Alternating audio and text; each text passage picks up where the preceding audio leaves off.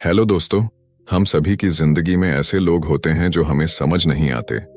कभी कभी कोई हमें बिना कहे ही किसी चीज के लिए तैयार कर लेता है, हमारी सोच को मोड़ देता है और हम खुद नहीं समझ पाते कि कब, कैसे और क्यों हमने किसी चीज के लिए हाँ कह दिया। क्या आपने कभी महसूस किया है कि कोई आपके डिसीजंस को सीक्रेटली इन्फ्लुएंस कर रहा है?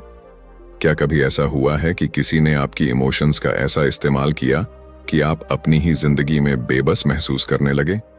Welcome to the world of dark psychology, एक ऐसी दुनिया जहां इंसानी दिमाग को इस तरह समझा और मैनिपुलेट किया जाता है कि इंसान को खुद ही एहसास नहीं होता कि वह एक इनविजिबल ट्रैप में फंस चुका है। एमी ब्राउन की किताब dark psychology, secrets and manipulation इसी रहस्यमयी दुनिया के बारे में बात करती है। यह किताब उन छिपे हुए साइकोलॉजिकल टेक्निक्स और स्ट्रेटजीज को सामने लाती है जिनका इस्तेमाल दुनिया के सबसे चालाक और चालबाज लोग करते हैं, चाहे वह पॉलिटिशियंस हों, सेल्स एक्सपर्ट्स हों या फिर वो लोग जो सिर्फ अपने सेल्फिश मोटिव्स के लिए दूसरों के दिमाग से खेलते हैं। इस वीडियो में हम इस किताब का डीप एनालिसिस करेंगे, इसकी हर स्ट्रैटेजी को डिकोड करेंगे और आपको यह समझाएंगे कि कैसे लोग आपकी साइकोलॉजी को हैक करके आपको अपनी मर्जी से चलाने की कोशिश करते हैं। लेकिन सिर्फ यही नहीं, हम ये भी जानेंगे कि आप खुद को इन चालाकियों से बचा कैसे सकते हैं। कई लोग ये समझते हैं कि मैनिपुलेशन सिर्फ मूवीज में दिखाया जाने वाला एक कॉन्सेप्ट है, लेकिन हकीकत में यह हमारे रोजमर्रा की जिंदगी में मौजूद है। हमारे ऑफिस पॉलिटिक्स में, हमारे रिलेशनशिप्स में, हमारी सोशल मीडिया इंटरैक्शंस में और यहाँ तक कि हमारे परिवार के कुछ डायनामिक्स में भी। डार्क साइकोलॉजी का असली खतरा यह है कि यह ज्यादातर लोगों को नजर नहीं आता। जो लोग इसे मास्टर कर लेते हैं वे दूसरों के दिमाग को अपनी मर्जी से मोड़ने की ताकत हासिल कर लेते हैं। इसीलिए यह जानना जरूरी हो जाता है कि आपको मैनिपुलेटेड होने से खुद को कैसे बचाना है। जब भी कोई आपसे कहता है कि तुम यह सोच ही नहीं सकते कि तुम्हारे साथ क्या हो रहा है, तो आपको सतर्क हो जाना चाहिए, क्योंकि अक्सर वही चीजें जो हमें नजर नहीं आती वही सबसे ज्यादा खतरनाक होती हैं। डार्क साइकोलॉजी का सबसे बड़ा सच यही है कि यह सब कुछ छिपकर बड़ी चालाकी से किया जाता है। यह एक साइलेंट वॉर है जहां वर्ड्स, इमोशंस और ह्यूमन माइंड ही सबसे बड़े हथियार होते हैं। तो क्या आप रेडी हैं इस मनोवैज्ञानिक रहस्य को जानने के लिए? क्या आप जानना चाहते हैं कि डार्क साइकोलॉजी के सीक्रेट्स क्या हैं और कैसे कुछ लोग आपकी जिंदगी को बिना आपकी इजाजत के कंट्रोल करने की कोशिश कर सकते हैं? अगर हां, तो इस वीडियो को अंत तक जरूर देखिए, क्योंकि इसमें हम न सिर्फ आपको इन मैनिपुलेटिव टैक्टिक्स के बारे में बताएंगे, बल्कि आपको इससे बचने के सबसे असरदार तरीके भी बताएंगे। तो चलिए डाइव करते हैं इस फैसिनेटिंग और रहस्यमयी दुनिया में और समझते हैं कि कैसे डार्क साइकोलॉजी हमारी सोच, हमारी भावनाओं और यहां तक कि हमारे एक्शंस को भी कंट्रोल कर सकती है। चैप्टर 1, डार्क साइकोलॉजी के सीक्रेट्स और स्ट्रेटजीज। क्या आपने कभी किसी ऐसे व्यक्ति से मुलाकात की है जो बिना कुछ कहे भी माहौल को अपने नियंत्रण में ले लेता है? क्या आपने कभी महसूस किया है कि कुछ लोग इतनी आसानी से दूसरों को इन्फ्लुएंस कर लेते हैं कि सामने वाले को यह तक पता नहीं चलता कि वह उनकी मर्जी से नहीं, बल्कि उनके दिमाग के जाल में फंसकर निर्णय ले रहा है? यह कोई जादू नहीं, बल्कि डार्क साइकोलॉजी के गहरे सीक्रेट्स और स्ट्रेटजीज हैं जिनका उपयोग वे लोग करते हैं जो अपने फायदे के लिए दूसरों के मन और भावनाओं से खेलना जानते हैं। डार्क साइकोलॉजी वह कला है जिसमें मनोवैज्ञानिक तकनीकों का उपयोग करके किसी के सोचने, महसूस करने और निर्णय लेने के तरीके को बदला जाता है। इसे समझने वाले लोग दूसरों को अपनी मर्जी के अनुसार चलाने की क्षमता रखते हैं और उन्हें इसका एहसास तक नहीं होने देते। यह एक ऐसी शक्ति है जिसे सही व्यक्ति एथिकल तरीके से इस्तेमाल कर सकता है, लेकिन गलत व्यक्ति इसे अपने स्वार्थ के लिए एक खतरनाक हथियार की तरह इस्तेमाल कर सकता है। जो लोग डार्क साइकोलॉजी में निपुण होते हैं वे कुछ खास स्ट्रेटजीज का उपयोग करते हैं। पहली और सबसे महत्वपूर्ण रणनीति है इमोशनल मिररिंग।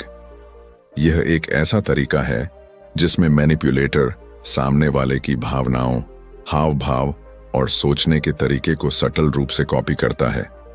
जब कोई आपके हाव भाव, बोलने के अंदाज और व्यवहार को धीरे धीरे अपनाने लगता है, तो आपका अवचेतन मन उसे अपने जैसा मानने लगता है। इससे आपके भीतर उस व्यक्ति के प्रति एक अनजाना विश्वास पैदा हो जाता है और यहीं से मैनिपुलेशन की शुरुआत होती है। एक और शक्तिशाली रणनीति है फियर बेस्ड कंट्रोल। इंसान का दिमाग स्वाभाविक रूप से डर से प्रभावित होता है। जब हमें किसी चीज का डर होता है तो हम उसे टालने के लिए कुछ भी करने को तैयार रहते हैं। डार्क साइकोलॉजी का उपयोग करने वाले लोग इस डर का फायदा उठाते हैं। वे सटली ऐसे शब्दों और विचारों का इस्तेमाल करते हैं जो आपके दिमाग में अनिश्चितता और भय पैदा करें। वे यह दिखाते हैं कि अगर आपने उनकी बात नहीं मानी तो कुछ बुरा हो सकता है। यह डर फाइनेंशियल लॉस, सोशल रिजेक्शन या इमोशनल ब्रेकडाउन का हो सकता है। डर का सही इस्तेमाल करने वाला व्यक्ति आपके दिमाग में वह नैरेटिव सेट कर सकता है जो उसके फायदे के लिए काम करता है। इसके अलावा गैसलाइटिंग एक ऐसी मनोवैज्ञानिक तकनीक है जिसे डार्क साइकोलॉजी में अक्सर इस्तेमाल किया जाता है। इसमें व्यक्ति धीरे धीरे आपकी परसेप्शन को डिस्टॉर्ट करने की कोशिश करता है, जिससे आपको अपने ही विचारों और यादों पर संदेह होने लगे। आपको यह महसूस होने लगता है कि शायद आप ही गलत हैं और सामने वाला सही है।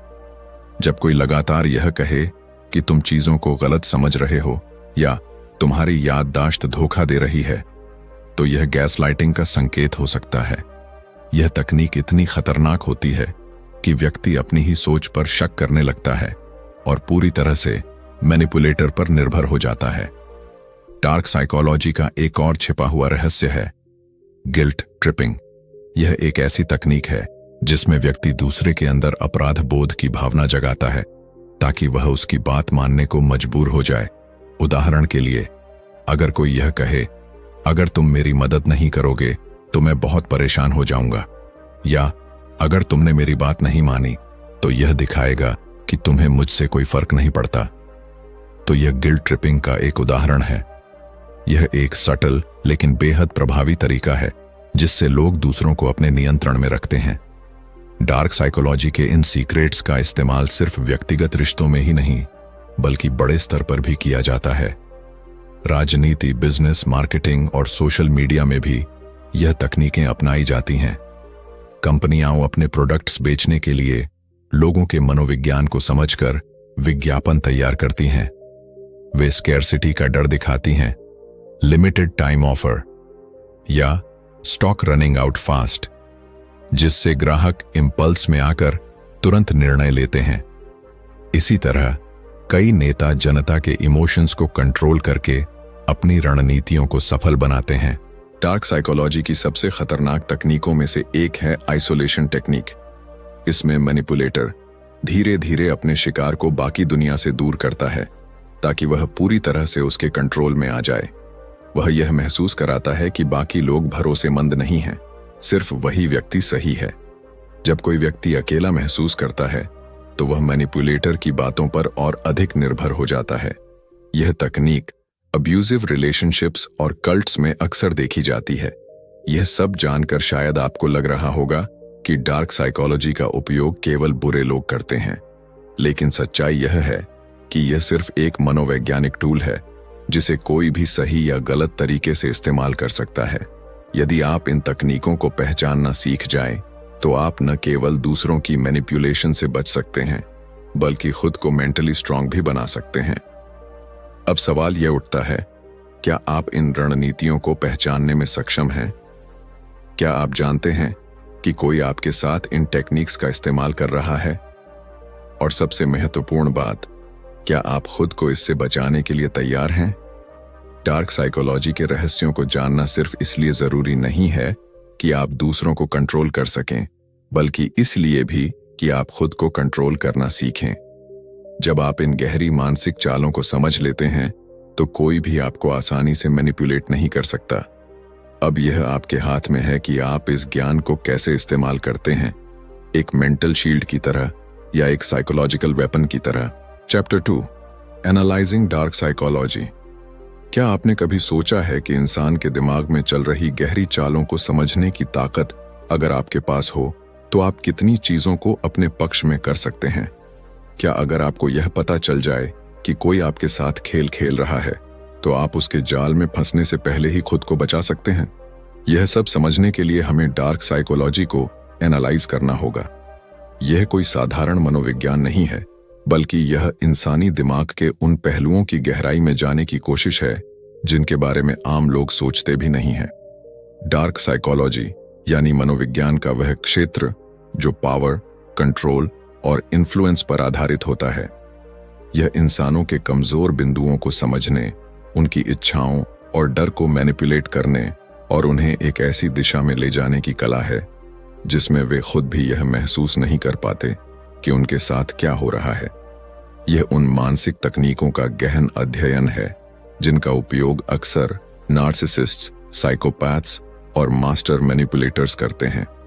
हमारी रोजमर्रा की जिंदगी में हम कई बार ऐसे लोगों के संपर्क में आते हैं जो हमारी भावनाओं के साथ खेलते हैं, हमें गिल्ट ट्रिप में डालते हैं या फिर हमारे डर का फायदा उठाकर हमें अपने अनुसार चलाने की कोशिश करते हैं। कई बार हमें पता भी नहीं चलता कि हमारी डिसीजंस, हमारी सोच और यहां तक कि हमारे इमोशंस भी सटली कंट्रोल्ड हो रहे हैं। लेकिन जब हम डार्क साइकोलॉजी को एनालाइज करना शुरू करते हैं तो हमें यह समझ में आने लगता है कि किस तरह से कुछ लोग हमारी भावनाओं, हमारी सोच और हमारी धारणाओं को मैनिपुलेट करने की कोशिश कर रहे हैं। डार्क साइकोलॉजी को समझने का सबसे पहला और सबसे जरूरी कदम यह है कि हम यह जानें कि आखिर इंसान का दिमाग कैसे काम करता है। हमारे मनोवैज्ञानिक पैटर्न्स, हमारे फियर्स, डिजायर्स और इनसिक्योरिटीज ही हमें वल्नरेबल बनाते हैं। जब कोई हमें अप्रूवल देता है तो हम खुश होते हैं, और जब कोई हमें इग्नोर करता है तो हम बेचैन हो जाते हैं। जब कोई हमारे डर को ट्रिगर करता है तो हम घबरा जाते हैं, और जब कोई हमें वैलिडेशन देता है तो हम उसके प्रति आकर्षित होने लगते हैं। यही साइकोलॉजी है और यही वह आधार है जिस पर डार्क साइकोलॉजी काम करती है। सोचिए, जब कोई मैनिपुलेटर आपको यह महसूस कराता है कि आप गलत हैं और वह सही है, तो क्या यह सिर्फ एक आर्ग्यूमेंट है? जब कोई आपको यह कहकर कंट्रोल करता है कि आप उसे डिसअपॉइंटेड नहीं करना चाहते, तो क्या यह सिर्फ एक इमोशनल रिक्वेस्ट है? जब कोई आपको फियर बेस्ड डिसीजंस लेने पर मजबूर करता है, तो क्या यह सिर्फ एक चेतावनी है? नहीं, यह सब डार्क साइकोलॉजी के टैक्टिक्स हैं जिनका उपयोग करके लोग दूसरों को कंट्रोल करने की कोशिश करते हैं। डार्क साइकोलॉजी के कुछ सबसे खतरनाक वेपन्स होते हैं: manipulation, deception, gaslighting, guilt tripping और इमोशनल एक्सप्लॉयटेशन। ये सभी टेक्निक्स एक ही चीज पर केंद्रित होती हैं: दूसरे व्यक्ति के इमोशंस और थॉट्स को सटली कंट्रोल करना। जब कोई आपको गिल्ट ट्रिप करता है और आपको इस तरह फील कराता है कि आप बुरे इंसान हैं सिर्फ इसलिए ताकि आप उनकी बात मान लें, तो ये डार्क साइकोलॉजी का एक क्लासिक एग्जाम्पल है। जब कोई आपकी परसेप्शन को मैनिपुलेट करता है और आपको यह विश्वास दिलाने की कोशिश करता है कि आपकी ही सोच गलत है, तो ये गैसलाइटिंग कहलाता है। और जब कोई आपको धीरे धीरे अपने इन्फ्लुएंस में लाने के लिए डिसेप्शन यानी धोखे का इस्तेमाल करता है, तो यह भी डार्क साइकोलॉजी का एक हिस्सा होता है। डार्क साइकोलॉजी का एक और पहलू है पर्सुएजन वर्सेस मैनिपुलेशन। बहुत से लोग पर्सुएजन और मैनिपुलेशन को एक ही चीज समझते हैं, लेकिन दोनों में एक सटल फर्क है। पर्सुएजन यानी मनाने की कला एक एथिकल स्किल होती है जिसमें सामने वाले को बिना दबाव डाले लॉजिक और इमोशंस के संतुलन के साथ अपनी बात पर सहमत किया जाता है। लेकिन मैनिपुलेशन एक अनएथिकल तरीका होता है जिसमें सामने वाले की भावनाओं के साथ खेलकर उसे अपनी मर्जी से कंट्रोल किया जाता है। डार्क साइकोलॉजी का सही अध्ययन करने पर हमें यह समझ में आता है कि लोग कैसे सोचते हैं, कैसे रिएक्ट करते हैं और किन परिस्थितियों में वे सबसे ज्यादा वल्नरेबल होते हैं। इस ज्ञान को हासिल करने का मतलब यह नहीं है कि हम इसे गलत तरीके से इस्तेमाल करें, बल्कि इसका सही उपयोग हमें सेल्फ डिफेंस में मदद कर सकता है। जब हमें यह पता चल जाता है कि कोई व्यक्ति हमारी भावनाओं के साथ खेल रहा है, तो हम सचेत हो जाते हैं और उस जाल में फंसने से बच सकते हैं। इस अध्याय का सबसे बड़ा सवाल यही है, क्या आप जानते हैं कि आप भी अपनी जिंदगी में कभी ना कभी डार्क साइकोलॉजी के किसी न किसी टेक्निक का शिकार हो चुके हैं? क्या आपको कभी ऐसा महसूस हुआ है कि आपकी डिसीजंस आपके खुद के नहीं थे, बल्कि किसी ने सटल तरीके से आपको उन्हें लेने के लिए मजबूर कर दिया?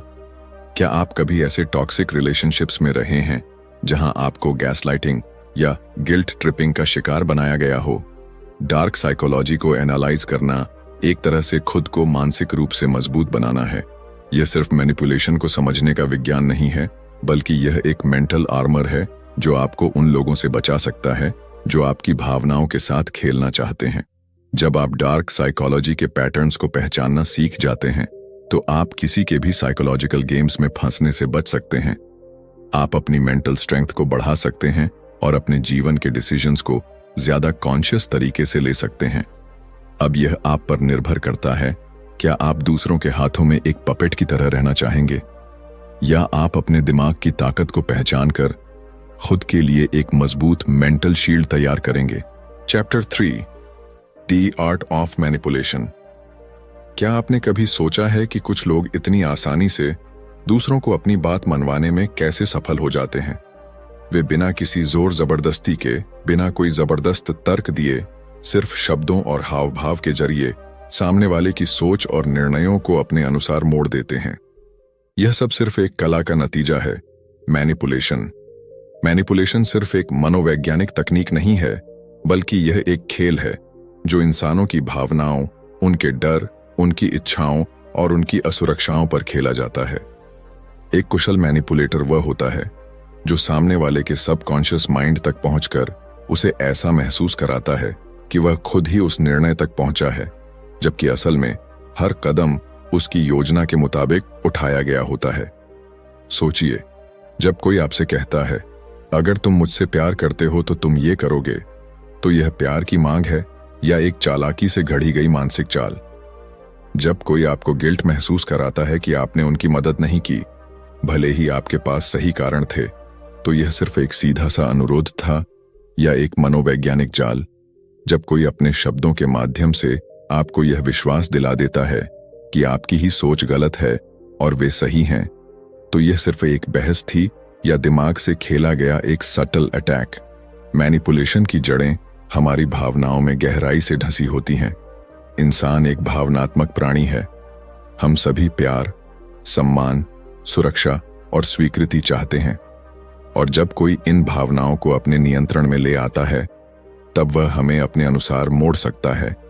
यह कला इतनी सूक्ष्म होती है कि अक्सर हमें एहसास ही नहीं होता कि हम मैनिपुलेटेड हो रहे हैं। हम सोचते हैं कि हम अपने डिसीजंस खुद ले रहे हैं, लेकिन असल में हर डिसीजन हमें एक खास दिशा में धकेलने के लिए केयरफुली प्लान्ड होता है। एक कुशल मैनिपुलेटर यह जानता है कि किस इंसान की सबसे बड़ी कमजोरी क्या है। कुछ लोगों को वैलिडेशन की जरूरत होती है, कुछ को डराया जा सकता है, कुछ को गिल्ट में डुबोकर कंट्रोल किया जा सकता है, और कुछ को ऐसी परिस्थितियों में फंसाकर मैनिपुलेटेड किया जा सकता है जहां उनके पास कोई और रास्ता ही न बचे। यह सब एक मानसिक खेल का हिस्सा है जहां कोई हार मानता नहीं दिखता, लेकिन असल में एक व्यक्ति हमेशा मानसिक रूप से हार चुका होता है। आपने शायद रिश्तों में, दोस्ती में, ऑफिस की पॉलिटिक्स में या अपने निजी जीवन में ऐसे कई उदाहरण देखे होंगे जहां लोग दूसरों की भावनाओं से खेलकर अपना काम निकलवा लेते हैं। क्या आपने कभी महसूस किया है कि किसी ने आपको कोई ऐसा काम करने के लिए राजी कर लिया जो आप करना नहीं चाहते थे? क्या आपको कभी गिल्ट ट्रिप में डालकर कोई ऐसा काम कराया गया जिससे आपको बाद में लगा कि आपने खुद के साथ अन्याय किया? क्या आपने कभी ऐसे लोगों के साथ डील किया है जो आपकी बातों को तोड़ मरोड़ कर पेश करते हैं ताकि आप हमेशा खुद को दोषी महसूस करें? मैनिपुलेशन के कई रूप होते हैं: gaslighting, silent treatment, guilt tripping, passive aggressiveness और सटल माइंड गेम्स। ये सभी तकनीकें इस एक ही उद्देश्य के लिए बनाई गई हैं, दूसरे व्यक्ति के विचारों और निर्णयों को कंट्रोल करना। जब कोई आपको यह महसूस कराता है कि आपकी खुद की सोच गलत है और आपको हर हाल में उनकी बात माननी चाहिए, तो यह गैसलाइटिंग कहलाता है। जब कोई आपको साइलेंट ट्रीटमेंट देता है ताकि आप उनकी मर्जी के अनुसार चीजें करें, तो यह भी मैनिपुलेशन का एक रूप है। जब कोई गिल्ट ट्रिपिंग करता है तो वह आपकी कॉन्शियंस को इस तरह हिट करता है कि आप खुद को बुरा महसूस करने लगें और उनकी बात मानने पर मजबूर हो जाएं। लेकिन क्या मैनिपुलेशन हमेशा बुरा होता है? इसका जवाब उतना आसान नहीं है जितना लगता है। कई बार मैनिपुलेशन एक आत्मरक्षा का साधन भी हो सकता है। जब कोई आपको फोर्सफुली प्रभावित करने की कोशिश कर रहा हो तो कभी कभी सटल मैनिपुलेशन ही वह तरीका होता है जिससे आप खुद को बचा सकते हैं। जब किसी टॉक्सिक व्यक्ति से निपटना हो, जब किसी नार्सिसिस्ट को उनकी ही भाषा में जवाब देना हो, तब यह एक डिफेंसिव वेपन बन सकता है। लेकिन यह समझना बेहद जरूरी है कि आपको मैनिपुलेटेड होने से बचने के लिए मैनिपुलेशन को समझना होगा। अगर आप यह पहचान लेंगे कि कोई आपकी भावनाओं के साथ खेल रहा है, तो आप खुद को इस खेल से बाहर निकाल सकते हैं। आपको यह समझना होगा कि किसी का गुस्सा, कोई इमोशन ड्रिवन आर्ग्यूमेंट या कोई गिल्ट ट्रिपिंग हमेशा जेन्युइन नहीं होती। कई बार ये सिर्फ टैक्टिक्स होती हैं ताकि आप उनकी मर्जी के अनुसार चलें। Chapter 4, the art of persuasion. क्या आपने कभी सोचा है कि कुछ लोग इतने प्रभावशाली क्यों होते हैं? वे कुछ भी कहें, लोग उनकी बात को मान लेते हैं। वे जब किसी चीज के लिए रिक्वेस्ट करते हैं तो सामने वाला मना नहीं कर पाता। उनकी प्रेजेंस में एक अलग ही पावर होती है जिससे लोग उनकी बातों से सहमत होने लगते हैं। यह कोई जादू नहीं है, बल्कि यह है परसुएशन, यानी मनाने की कला। परसुएशन एक ऐसी अदृश्य ताकत है जो इंसान के दिमाग में धीरे धीरे असर डालती है। यह कोई जबरदस्ती या मैनिपुलेशन नहीं होती, बल्कि यह एक सटल इन्फ्लुएंस होती है जिसमें सामने वाले को यह महसूस कराए बिना कि उसे प्रभावित किया जा रहा है, उसे अपनी मर्जी से आपके विचारों की ओर आकर्षित किया जाता है। एक कुशल परसुएडर वह नहीं होता जो जबरदस्ती करता है, बल्कि वह होता है जो दूसरों के विचारों, इच्छाओं और भावनाओं को समझकर उन्हें अपने पक्ष में मोड़ने में माहिर होता है। सोचिए, जब कोई सेल्स पर्सन आपको एक ऐसा प्रोडक्ट बेच देता है जिसे खरीदने का आपका कोई इरादा नहीं था, तो यह सिर्फ एक अच्छी बिक्री थी या एक प्रभावी परसुएशन टेक्निक? जब कोई नेता अपने शब्दों के जादू से हजारों लोगों को अपनी बात मानने के लिए तैयार कर देता है, तो यह सिर्फ एक भाषण था या गहरी मनोवैज्ञानिक रणनीति? जब कोई दोस्त, रिश्तेदार या सहकर्मी बिना किसी दबाव के आपको अपनी मर्जी से कुछ करने के लिए तैयार कर लेता है, तो यह सिर्फ संयोग था या परसुएशन का प्रभाव? परसुएशन की असली ताकत इसके सटलिटी में छिपी होती है। यह किसी को मजबूर करने का तरीका नहीं है, बल्कि यह किसी के सोचने के तरीके को इस तरह प्रभावित करने की कला है कि वे खुद ही आपके विचारों से सहमत हो जाएं। इसीलिए सबसे सफल लोग, चाहे वे बिजनेस लीडर्स हों, राजनेता हों, सेल्स एक्सपर्ट्स हों या मोटिवेशनल स्पीकर्स, सभी परसुएशन की कला में निपुण होते हैं। इंसान एक भावनात्मक प्राणी है और उसकी हर डिसीजन मेकिंग प्रक्रिया में इमोशंस का बड़ा हाथ होता है। एक अच्छा परसुएडर जानता है कि तर्क, लॉजिक से ज्यादा भावनाएं, इमोशंस लोगों को प्रभावित करती हैं। यही कारण है कि महान पब्लिक स्पीकर्स जब भी कोई बात कहते हैं तो वे केवल तथ्यों पर निर्भर नहीं रहते, बल्कि वे अपनी बात को इमोशंस के साथ जोड़ते हैं ताकि लोग उस विचार को सिर्फ समझें नहीं, बल्कि उसे महसूस करें। अगर आप ध्यान दें तो परसुएशन का सबसे ज्यादा इस्तेमाल हमारी रोजमर्रा की जिंदगी में होता है। जब कोई बच्चा अपने माता पिता से कोई महंगा खिलौना लेने के लिए जिद करता है और बार बार उन्हें मनाने की कोशिश करता है, तो वह अपनी कच्ची उम्र में ही परसुएशन का इस्तेमाल कर रहा होता है। जब कोई बॉस अपने कर्मचारी को ओवरटाइम करने के लिए तैयार कर लेता है बिना किसी ऑफिशियल ऑर्डर के, तो वह परसुएशन का खेल खेल रहा होता है। जब कोई प्रेमी या प्रेमिका अपने पार्टनर को किसी खास निर्णय के लिए मनाने की कोशिश करता है, तो वह भी इस कला का इस्तेमाल कर रहा होता है। लेकिन परसुएशन और मैनिपुलेशन में बारीक फर्क होता है। मैनिपुलेशन में सामने वाले की भावनाओं से खेलकर उसे मजबूर किया जाता है, जबकि परसुएशन में उसे एक वैकल्पिक दृष्टिकोण दिखाकर उसकी सोच को जेंटली गाइड किया जाता है। एक कुशल परसुएडर कभी भी गिल्ट ट्रिप या फियर टैक्टिक्स का सहारा नहीं लेता, बल्कि वह यह समझता है कि सामने वाले को क्या चाहिए और उसकी जरूरतों को ध्यान में रखते हुए अपनी बात इस तरह रखता है कि वह खुद ब खुद सहमत हो जाए। परसुएशन की सबसे बड़ी ताकत यह है कि यह एक इनविजिबल फोर्स की तरह काम करता है। इसे सही तरीके से इस्तेमाल किया जाए तो यह किसी की भी सोच को मोड़ सकता है।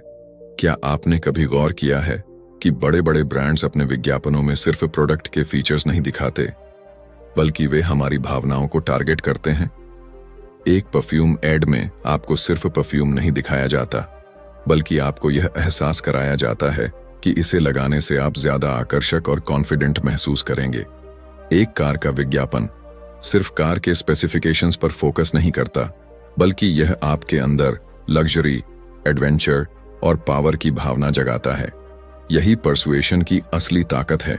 यह किसी चीज को इस तरह पेश करना कि लोग उसे सिर्फ देखें नहीं, बल्कि उसके साथ जुड़ाव महसूस करें। अब सवाल यह उठता है कि क्या परसुएशन को सीखा जा सकता है? और जवाब है बिल्कुल। यह कोई जन्मजात गुण नहीं है, बल्कि एक सीखी जाने वाली स्किल है। यदि आप इसे समझ लें तो आप अपनी पर्सनल और प्रोफेशनल लाइफ में इसे एक पावरफुल टूल की तरह इस्तेमाल कर सकते हैं। चैप्टर 5, खुद को डार्क साइकोलॉजी से सुरक्षित कैसे रखें। क्या आपने कभी ऐसा महसूस किया है कि कोई व्यक्ति आपको धीरे धीरे कंट्रोल कर रहा है, लेकिन आप यह समझ नहीं पा रहे कि यह हो कैसे रहा है? क्या आपको कभी ऐसा लगा है कि कोई आपकी भावनाओं से खेल रहा है, आपको गिल्ट ट्रिप कर रहा है, या आपको अपनी मर्जी से मैनिपुलेट कर रहा है? अगर हां, तो यह जानना जरूरी है कि आप खुद को डार्क साइकोलॉजी के प्रभाव से कैसे बचा सकते हैं।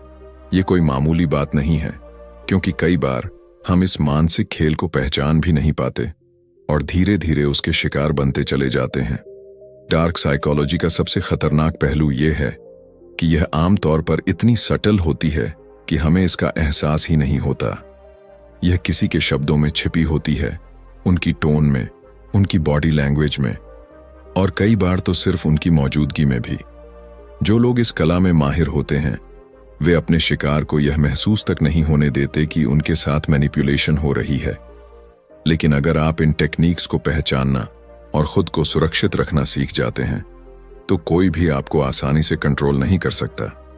खुद को डार्क साइकोलॉजी से बचाने का सबसे पहला और सबसे जरूरी कदम है सेल्फ अवेयरनेस। अगर आपको अपनी भावनाओं, अपनी सोच और अपनी रिएक्शंस की गहरी समझ होगी, तो कोई भी आपको आसानी से मैनिपुलेट नहीं कर पाएगा। अक्सर मैनिपुलेटिव लोग दूसरों की इनसिक्योरिटीज को टारगेट करते हैं। वे जानना चाहते हैं कि आपको किस चीज की सबसे ज्यादा परवाह है, आपका सबसे बड़ा डर क्या है, और कौन सी चीज आपको सबसे ज्यादा इमोशनली वल्नरेबल बनाती है। अगर आप खुद को अच्छी तरह से जानते हैं और अपनी कमजोरियों को एक्सेप्ट करते हैं, तो आप दूसरों को उन कमजोरियों का फायदा नहीं उठाने देंगे। अगला कदम है इमोशनल बाउंड्रीज बनाना। बहुत से लोग इसलिए मैनिपुलेट होते हैं क्योंकि वे अपनी इमोशनल बाउंड्रीज को डिफाइन नहीं कर पाते। उन्हें यह नहीं पता होता कि कब उन्हें किसी की बात को सीरियसली लेना चाहिए और कब उन्हें अपनी एनर्जी को बचाना चाहिए। एक मैनिपुलेटर हमेशा यह चाहेगा कि आप अपनी बाउंड्रीज को भूल जाएं और उनके अकॉर्डिंग एक्ट करें। वे गिल्ट ट्रिपिंग का सहारा लेंगे, आपको ऑब्लिगेटेड महसूस कराएंगे और कई बार आपकी ही भावनाओं को आपके खिलाफ इस्तेमाल करेंगे।